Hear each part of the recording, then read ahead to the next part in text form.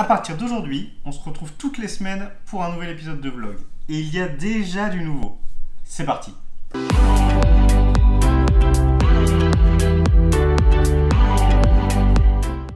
Bienvenue dans ce nouvel épisode. Parlons tout de suite de cet aquarium. Pourquoi on en est arrivé là? Depuis environ la mi-juillet, Patoun a un rythme complètement décousu. Elle va nous réveiller de 2h à 6h du matin, et puis ensuite elle va partir se coucher. Ce qui est un petit peu compliqué. Au début c'était supportable. Je suis quelqu'un qui se lève tôt, et en plus quand on est parti en vacances à la fin du mois de juillet, Patoun s'est retrouvée avec 3 autres chats. Et du coup elle nous a pas réveillés du tout. Mais au retour des vacances, ça s'est empiré. On a donc commencé à chercher des solutions. On s'est renseigné un petit peu sur internet, et on a vu que l'aquarium pouvait être une source d'apaisement pour le chat, ça allait focus son attention, etc. On s'est donc rendu en animalerie. On n'avait aucune idée à quel point c'est compliqué de faire un aquarium. Clairement, l'aquariophilie, comme on appelle ça, c'est quelque chose de passionné et ça demande du travail. En tout cas, on a vraiment pris le temps de se documenter, regarder des vidéos YouTube, vraiment pour faire les choses bien. Aujourd'hui, notre aquarium est toujours en préparation. Il est en train de faire son cycle. Je vous donne donc rendez-vous au prochain vlog pour voir ce que ça donne avec les guppies.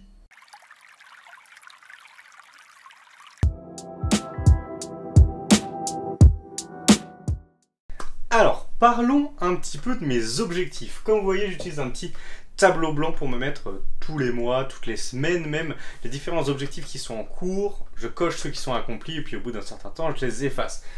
Je les découpe en 3 parties, les objectifs à court terme, à moyen terme et à long terme. Un petit point sur chacune de ces colonnes. Dans le court terme, vous allez par exemple finir Influence et Manipulation. Vous inquiétez pas, c'est juste un bouquin que je suis en train de lire, d'ailleurs qui est très intéressant, je vous le recommande, je vous mets un petit lien dans la description. Le vlog épisode 2, c'est celui que vous êtes en train de regarder. Le montage est déjà en cours pour toute une partie qui a déjà été tournée. Il faut que je le termine et que je le mette en ligne. Sachez qu'à partir de maintenant, les vlogs seront hebdomadaires. Un vlog tous les lundis. Ensuite, il y a les guppies. On en a parlé un petit peu plus tôt dans la vidéo. Ce sont les poissons qui vont arriver dans l'aquarium, bien sûr. Et la vidéo backpack. Qu'est-ce que la vidéo backpack? C'est un tutoriel que je vais faire sur le matériel que j'ai quand je fais du vlog IRL ou notamment du Twitch IRL. Ça, je vous ferai une petite vidéo de tuto, ça va arriver normalement au niveau du mois de septembre. Dans les objectifs à moyen terme, on va pas se le cacher, il y a un objectif YouTube. C'est pas un secret si je fais des vidéos sur YouTube, c'est aussi pour avoir des abonnés, etc. J'ai un objectif donc de 100 subs, donc 100 abonnés sur YouTube. Je suis à l'heure actuelle où je fais cette vidéo à 44, j'espère que ça va monter petit à petit, j'espère que les gens apprécient le contenu que je leur propose. En tout cas, je travaille vraiment dessus et j'espère que vous allez suivre l'avancée de cet objectif également. JLPT N5, c'est un examen de japonais que je vais passer normalement en fin d'année. Je vais m'inscrire dans très peu de temps et je vous ferai suivre ça au fur et à mesure des différents vlogs et j'espère bien sûr que j'obtiendrai cet examen. Ça va être un petit peu différent des permis de conduire. Valider 10 conventions. Valider 10 conventions, c'est assez simple, c'est-à-dire être présent sur 10 salons, festivals, conventions, culture japonaise, culture geek en 2021, en 2022. Bref, pour l'instant, l'objectif est de 10 avec le stand Kerimasan & Co. On en reparlera très bientôt pour que je vous explique vraiment qu'est-ce que je vais proposer sur ces salons. Au-delà de ce que vous avez pu voir sur Anime Focal Expo, je vais vraiment avoir un concept bien précis et je vous en parle très bientôt. Accueil d'Angelo, qu'est-ce que l'accueil d'Angelo? Angelo, c'est un apprenti qui va rejoindre Keremaprod, qui est ma société, à partir du 6 septembre. Voilà, je me prépare à l'accueillir, il va travailler à la fois avec moi sur mes projets pro, mais aussi sur les projets de vlog, comme vous pouvez regarder actuellement. Pour les projets à long terme, il y a ici le Business Project, on n'en parle pas tout de suite, ça viendra un petit peu plus tard, j'ai plein de choses, et en tout cas, je vous réserve des trucs hyper intéressants à suivre, en tout cas, je l'espère. Collection JV Expo. Il faut savoir que j'ai une collection de jeux vidéo qui est assez conséquente, que j'ai accumulée au fil des années et qui à l'heure actuelle dort dans un hangar, dans un garage. Et j'aimerais vraiment pouvoir l'exposer, que ce soit chez moi ou que ce soit dans des locaux professionnels.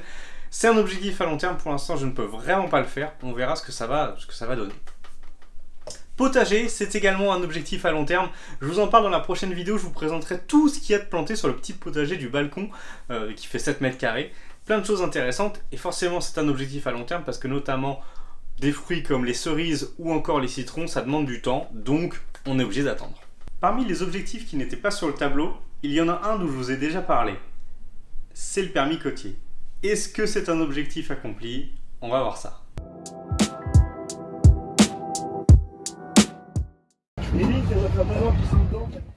Il est là, c'est le livret avec lequel je peux partir en mer en bateau.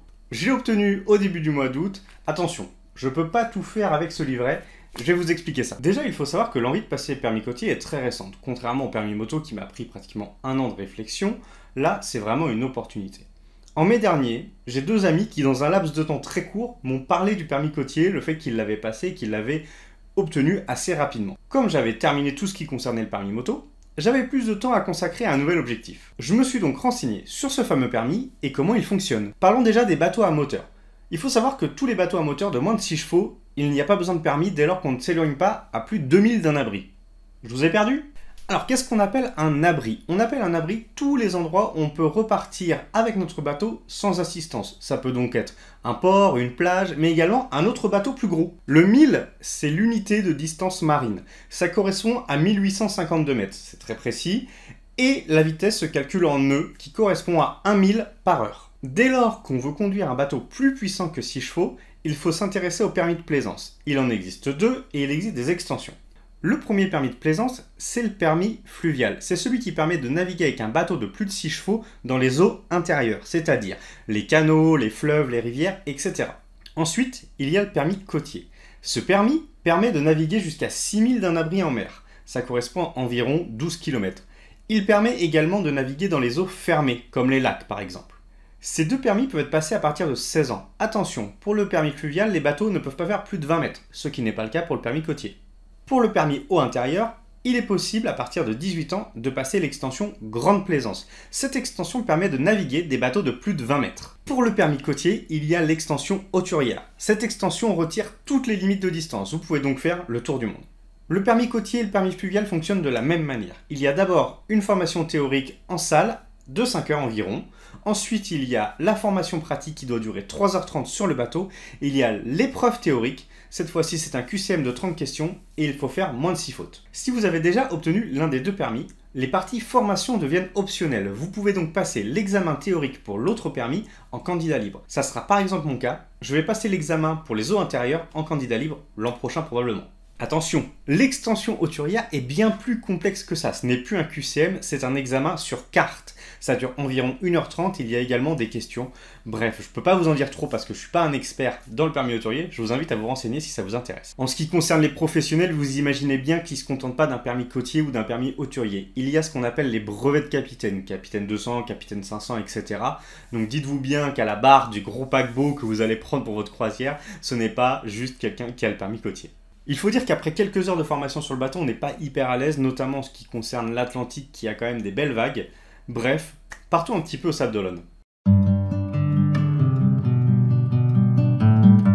Voilà, il est 8h30, je suis au Sable d'Olonne et je vais donc assister à la première journée de formation théorique pour le permis bateau option côtière. Il y a un petit voilier qui est arrivé apparemment hier, il y a un monsieur qui m'a raconté ça, voilà, le voilier est arrivé hier, c'est très sympa, du coup le petit bruit des mouettes et on va se rendre dans la salle de cours pour 7 heures, 7 heures de cours théorique et peut-être un petit peu de pratique j'espère.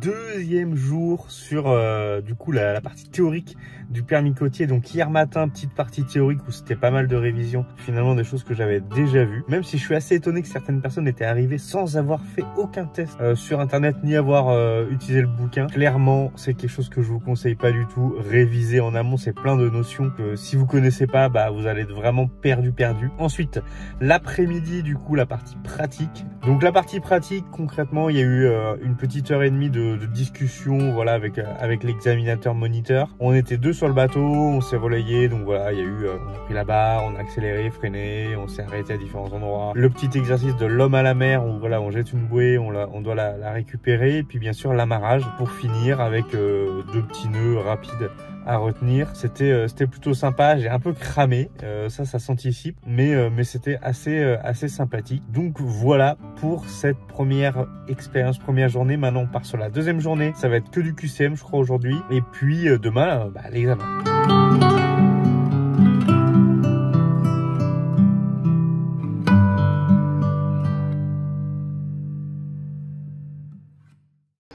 Et voilà, c'est terminé. L'examen est passé avec succès, donc l'examen théorique. 30 questions, maximum 5 fautes. J'en ai pas fait plus de 5. Visiblement, on ne sait pas combien de fautes on a fait. On nous le donne pas, on nous donne juste le résultat. En tout cas, ça a duré 27 minutes. C'était extrêmement rapide. Ensuite, on nous signe le livret et c'est bon. Normalement, dès cet après-midi, je pourrais aller en mer. Ça sera pas le cas, clairement. L'Atlantique, c'est un petit peu agité. Je pense que je commencerai plutôt par un petit tour en Méditerranée dès que l'occasion se présentera. En tout cas, une bonne chose de faite. Maintenant que j'ai le permis, il va falloir pratiquer. Alors je vous donne rendez-vous dans d'autres vidéos où peut-être je pourrais vous embarquer sur mon bateau. Et c'est donc un nouvel objectif d'accompli. J'en profite pour remercier les personnes qui ont regardé le premier épisode. Si le format vous plaît, n'hésitez pas à lâcher votre petit pouce bleu et à vous abonner. Encore une fois, merci d'avoir regardé cette vidéo. On se retrouve très vite pour la suite des projets. L'aquarium, le studio, mais également l'examen de japonais que je vais passer en fin d'année. Il y a plein de choses à raconter et ça sera dans les prochains épisodes. À très bientôt dans la vraie vie.